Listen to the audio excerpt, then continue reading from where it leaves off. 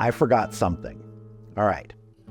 About a week or so ago, I did a video where I made brisket, and I used that brisket in tacos.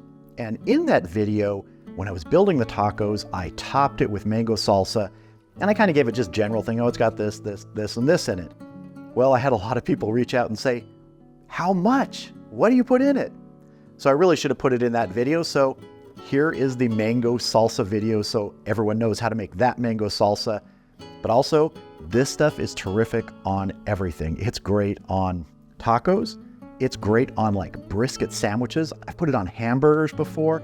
I've put it on pulled pork sandwiches. It's just a really great salsa. You know, digging a chip into it and taking a taste, it's fantastic. And it's super simple, so let's get started. So I have sort of a large red bell pepper here. First thing I want to do is just break this down into a few sections and then kind of take off that pithy white area, kind of like the pith on an orange or something like that. If a little gets through, it's not going to hurt anything. Then I just want to kind of break this down even further into smaller pieces, kind of like big matchsticks. You don't have to have a really fine dice for this salsa, but you know, if you can get it pretty small, that's good. And then just sort of dice it up a bit. And just keep repeating the process. This is just one of those sort of salsas that you can make that is just so simple and easy. You can adjust the amounts you have on here. You can add things to it. Maybe you want some garlic in it, some fresh garlic, go ahead, but this is on the sweeter side. Get all this into our bowl. Next up, we have half of sort of a medium small red onion here. And I want to put some slices in it, some vertical ones. And then we're just going to carefully put a couple horizontal slices in here. I'm not an expert at this, so I do the best I can. And then we dice. That in our bowl. Next up, we have a bunch of cilantro here, and I'm just gonna take it down to where the stems are right by the leaves. Some cilantro stems never hurt anybody. And I know there's a lot of people who really don't like cilantro. You can leave this out if you want to add some parsley or something like that, or I don't know, even some diced up spinach leaves, but this greenery is really nice in it.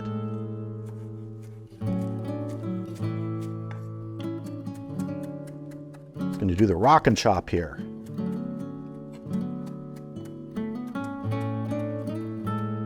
That's looking good. Into the bowl.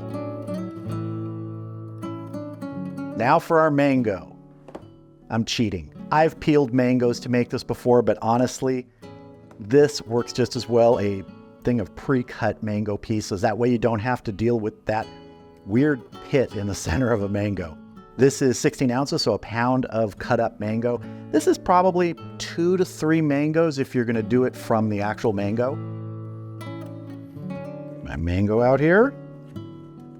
One thing I like to do is take a taste of the mango before I dice it up and put it in with the rest of the mixture, because sometimes the mango you get isn't super sweet depending on where you live in the season.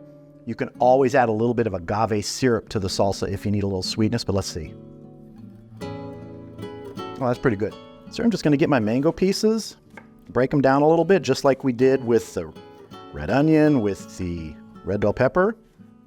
Dice them up. If any are too big, break them down some more. There's really no right or wrong way to do this. Cut the pieces the way you want. I'm gonna get our mango in our bowl here. Get our bowl on our board. Want to give just a quick pinch of kosher salt here, not a lot.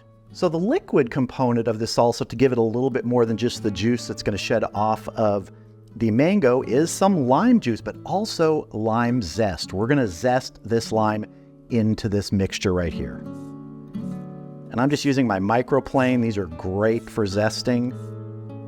And if you do use a microplane or a zester similar to this, one of the things you can do is, instead of just going straight across, is roll the lime or the lemon or whatever you're zesting as you run it across the microplane. That way you avoid getting too deep into this sort of pith. And you want to do the zesting before you do the juicing, because zesting a lime you've already cut in half and juiced is not fun. Ask me how I know. And you don't have to get it completely zested where there's none of the green outer skin on there. Just get as close as you can. And I'm just going to cut my lime in half here. Get it in my old beat up juicer.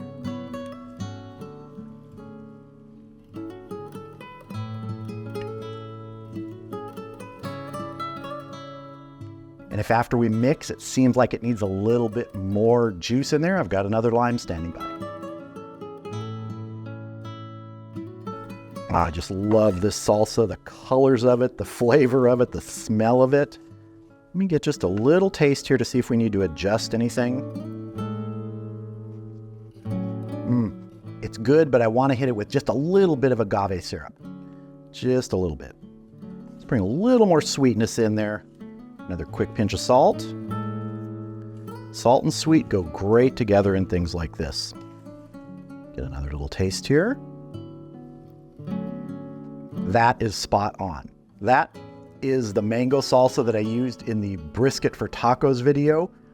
You can use this on anything, like I said. I've used it on all those things I mentioned, plus things I'm not even remembering. Oh, actually, don't freak out about this. You know, if you ever had a good hot link sandwich, like a Louisiana hot link in a bun, like a hot dog bun, this is fantastic on it. That sort of heat and sweet mixture, really, really good. So for those of you that reached out and said, hey, where was the recipe for the mango salsa? Here it is. Enjoy.